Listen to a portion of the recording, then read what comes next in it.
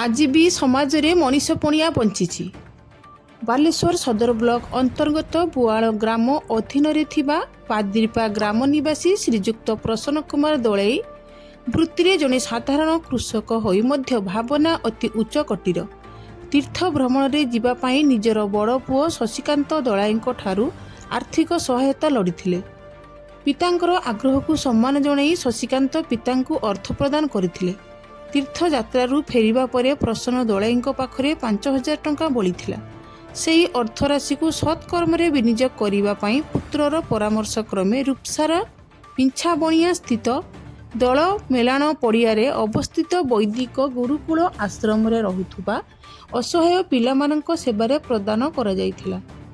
प्रसन्न दलईंकर एही मनीष पणिया पई तांकर महानियता को सम्मान जणाई गुरुकुल तरफरु गुरुकुलर संचालक आचार्य विजय जी उपढोकन प्रदान करी सम्मानित करने सह अशेष अशेष धन्यवाद अर्पण करथिले।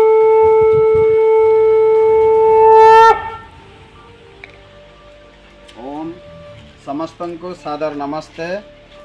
आज आमे एभली एक व्यक्ति को आपण ठारे परिचय दवापाई चाहूँ।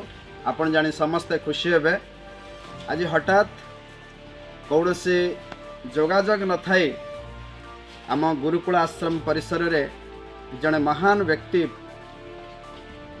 देखा को साधारण हेले भी आपण जानी खुशी हेबे से महान व्यक्ति आम गहण में पहुँची से आम आज लाइव रे आसिलु।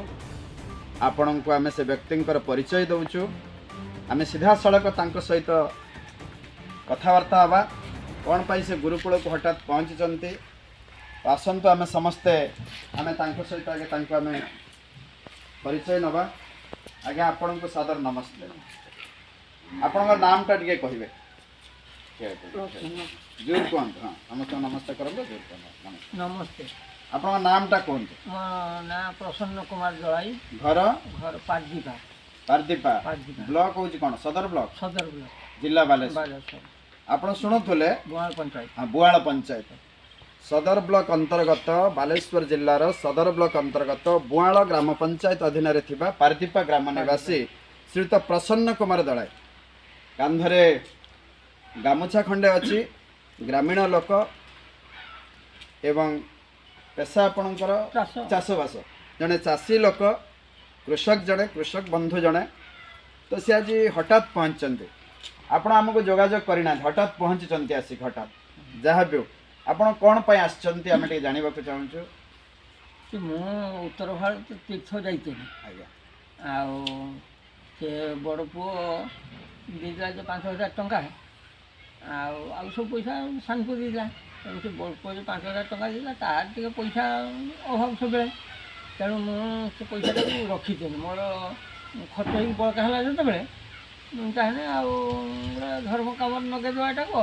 पुओ ना कौन शशिकांत दलाई बड़ पुओ अच्छा शशिकांत दलाई बड़ पुओ आपण को किछि पैसा तीर्थ जीवा पई देइथिले तो आपण तीर्थ गला पर किछि पैसा बळिला अच्छा ई पैसा तेणु मु कहनी से जे बड़ पुओ देइतला 5,000 टंका शशिकांत आउ सेटा पिंछा बणिया गुरुकुल आश्रम को देई दबा पिला मान सेवार नाजिबो।